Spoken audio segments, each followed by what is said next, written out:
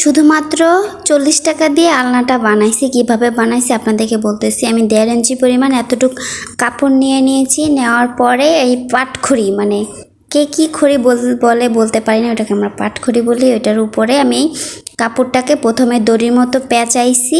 পেঁচায় নেওয়ার পর এখন এই পাটখড়ির উপরে এটাকে পেঁচায় নিতেছি। ভালো করে পেঁচায় নেবেন, দেখবেন যে কোনোখানে যাতে ফাঁকা না থাকে। ফাঁকা থাকলে কিন্তু এটার ফিনিশিং সুন্দর আসবে না। দেখুন একদম সম্পূর্ণটা পেঁচিয়ে নিয়েছি। নেওয়ার পরে অবশিষ্টটা আমি কেটে নিলাম। তারপরে একটা সুতা নিয়ে আমি এটাকে ভালো করে মাথাটাকে মুড়িয়ে টাইট করে বেঁধে কেটে ফেললাম। এরকম আমি 5টা লাঠি করে নিয়েছি আমার 5টা থাকের জন্য। দেখুন কত সুন্দর হয়েছে। এবার এই আরও 3টা কাপড় নিয়ে নিয়েছি যাতে করে আমার কাজটা ভালো আসে। মাথাটা একদম একটা সুই দিয়ে সেলাই করে নিলাম যাতে খুলে না যায়। এখন আমি এটাকে সম্পূর্ণ বেনি করে নিব। আমরা মাথায় যে বেনি করি সেই বেনিটা সুন্দর করে নিব। আপনার কাছে যদি কিছু থাকে আটকাই নেবেন, আমি এইভাবে আপনাদেরকে দেখাচ্ছি। অথবা গ্রিলের সাথে বাজায় রাখতে পারেন, অথবা ভারী কিছু দিয়ে চাপ দিয়ে বেনিটা করে নিতে পারেন, অথবা কাউকে দিতে পারেন ধরে সে বেনিটা করে দিবে। সুন্দর করে বেনিটা করবেন, একটু টাইট করে ঢিলা করে করলে কিন্তু এটা খুলে যাওয়ার সম্ভাবনা বেশি। এবার এই লাস্টের মাথাটাও আমি ভালো করে গিট দিয়ে দিব সুতা দিয়ে।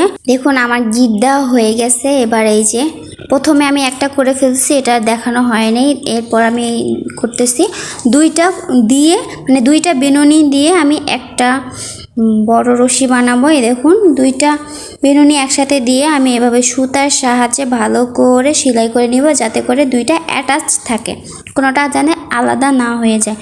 সুন্দর করে টাইট করে সেলাই করে নেবেন। টাইট করে সেলাই করলে কিন্তু এটা সুন্দর হবে। এরকম সুন্দর করে সেলাই করে নেব। আর আমার চ্যানেলে নতুন হয়ে থাকলে একটি সাবস্ক্রাইব করে দিবেন। তার পাশাপাশি ভিডিওটি ভালো লাগলে একটি লাইক আর একটি কমেন্ট করে যাবেন যে কেমন হয়েছে আমার এই আলনা। দেখুন আমার সেলাই করা হয়ে গেছে প্রায়। সুন্দর করে টাইট করে সেলাই করতে হবে, নাহলে কিন্তু খুলে যাওয়ার সম্ভাবনা বেশি থাকে। এখন আমার এক ধাপ হয়ে গেছে, এটা কেটে নিলাম। কেটে নেওয়ার পরে লাঠিটা দিয়ে আমি মাপ করে নিব। যতটুকু আমার লাঠিটা ঢুকবে তার থেকে অল্প একটু বাড়িয়ে নিব যাতে করে আমার লাঠিটা খোলার সময় ওর গিট্টুটা না খুলে যায়। এই মাপ করা নেওয়ার পরে লাঠিটা বের করে আমি এটাকে সুন্দর করে টাইট করে আবার সেলাই করে নিব যাতে করে ফিনিশিংটা সুন্দর আসে। আমি এভাবে করে 4 ইঞ্চি গ্যাপ রেখে সম্পূর্ণটা সেলাই করে নিব। দেখুন প্রথমটা যেভাবে সেলাই করেছি সেরকম করে সম্পূর্ণটা সুন্দর করে সেলাই করে নিব।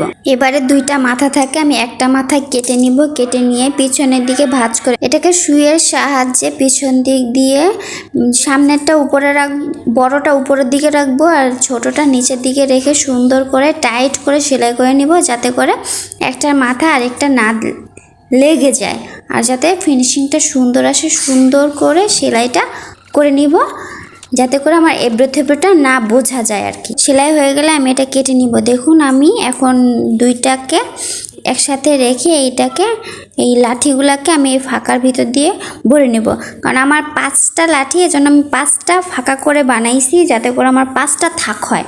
এভাবে সুন্দর করে আমি 5টা থাকে 5টা অ্যাটাচড করে নিব। আমার ভিডিওটি ভালো লাগলে আমার পাশেই থাকবেন। আপনাদের জন্যই আমি ভিডিও বানাই। আপনারা যদি আমাকে একটু উৎসাহ না দেন তাহলে কিভাবে আমি উৎসাহ পাবো বলেন, কিভাবে ভিডিও বানাবো? এই জন্য বেশি করে আমাকে একটু সাহায্য করবেন যাতে করে আপনাদের একটা লাইক একটা কমেন্ট আমাকে অনেক উপকৃত করে।